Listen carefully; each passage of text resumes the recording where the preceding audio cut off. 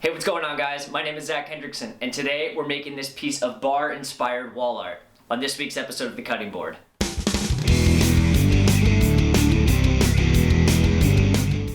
So this project was super challenging, and it was way more difficult than I thought it was going to be. It was something that my friend commissioned me to build for his own personal bar. So stick around for the entire video. I'll talk about some of the challenges that I faced while building it, as well as some additional tools that I think you guys might want to have before you were to take on a project like this, just to make the process easier, more efficient, and have a smoother overall experience building something really cool like this. The first thing you're going to need for this project is lots of pallet wood.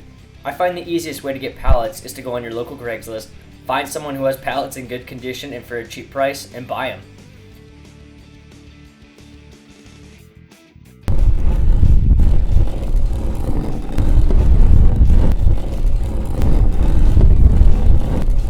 I usually break them down by cutting off the ends. It makes them easier to rip out, and you'll need to remove way less nails in doing so.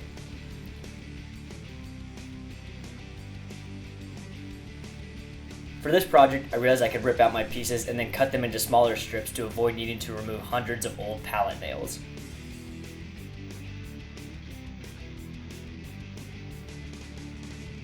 Now this was still a lot of wood to cut up, so be prepared to spend some time doing this. I set up my new taper jig that I'd purchased. This will allow you to cut straight edges on pieces of wood that don't already have them, as well as cut very precise tapers. And here you can see how you line it up flush to your table saw. It does come with a track that can slide into your miter tracks, but unfortunately it didn't fit in my table saw. And here you can see me ripping a straight edge on my pallets. And this was a bit time consuming as well.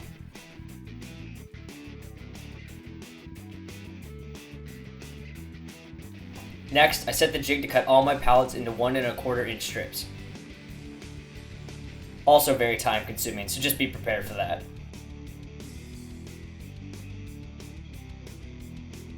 Once I had all my strips, I could begin gluing them together.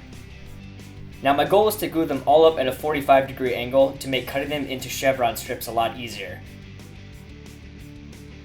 But that proved to be way more complicated than I anticipated, as I didn't have quite enough clamps to pull this off.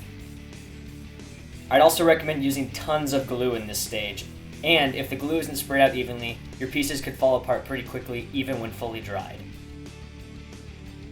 And after my glue up's dried, I begin ripping my pieces, and I'm using my rafter square here to set up that 45-degree angle to cut my chevrons. And I ripped all of them at 2.5 inches wide. And I should mention here that if you want any further information about this build, make sure you check out the written article in the description for all my measurements. Now, originally I was going to use pocket holes to piece this all together, but that became such a hassle that I chose instead to glue up everything to a thin piece of scrap plywood I had laying around.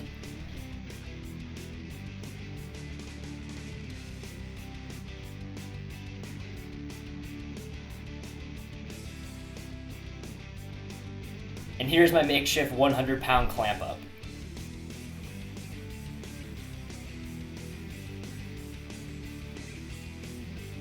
While that dried, I took to gluing up my Martini glass pieces. This was a lot easier as it was just a standard glue up process.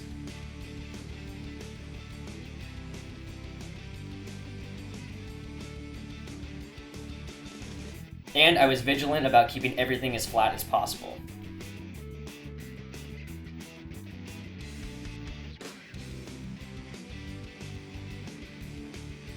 Once my Chevron glue up had dried, I used my belt sander with some 60 grit sandpaper to smooth everything over, and then a sanding block with 120 grit to take it down further. Then just a bit of compressed air to clear out the dust. Next up, I used my T-square and some assistance from my dad to cut my larger piece to size. Having a partner here to assist is incredibly helpful.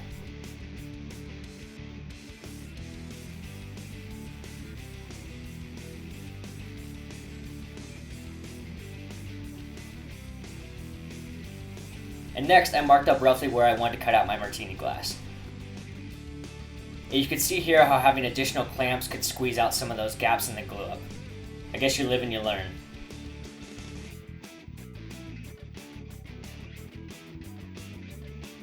And here I am using my drill to cut a pilot hole, and then my jigsaw to cut out the shape.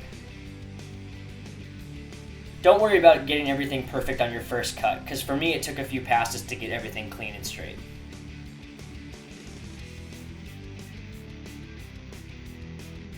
I then marked up my Martini wood and used my miter saw to cut out the pieces. And to get a tight fit, I used my orbital sander to take off a bit of the overall width. Next, I could hammer in my cutouts. I actually ended up not using any glue for this. The fit was so tight I didn't actually need to, but hey, feel free to use it if you want to. And then I mixed up some glue and sawdust and filled in a lot of my gaps.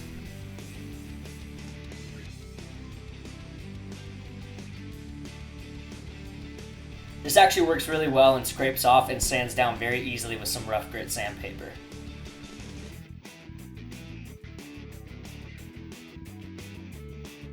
Now I went back and forth on deciding whether or not I actually wanted to do this, but I chose to use some leftover summer oak stain from Minwax to help the Martini glass pop better.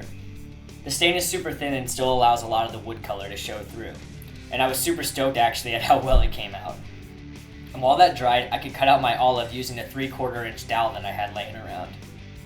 And then using my 3/4 inch spade drill bit, I cut out the hole for it and hammered it into place. And like the Martini glass, I was able to hammer this in without using any glue because of the super tight fit. I then marked out and carved where my toothpick would go.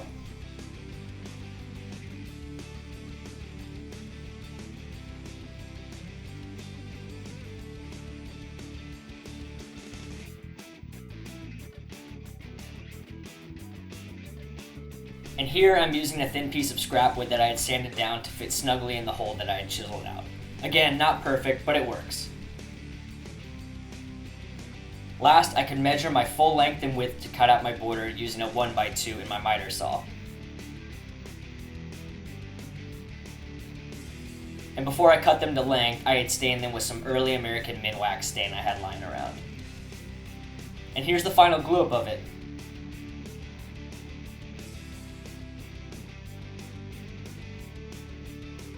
And I went ahead and used some finish nails to hold it in place while it dried.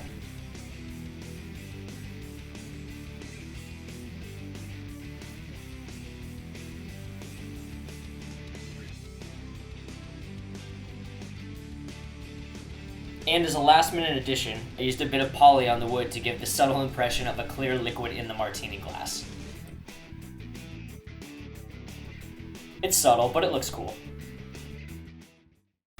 So that is everything, guys. Like I said, this project was super challenging, but was really rewarding once I finally finished it. If you're watching these videos for the first time, or this is your first time to my channel, I just want to say welcome, thanks for watching, and if you did like the video, leave a like, and definitely subscribe to the channel, because I put out videos every 2 weeks, and I would love it if you guys stuck along for the journey. My name is Zach Hendrickson. I'll see you guys next time on The Cutting Board.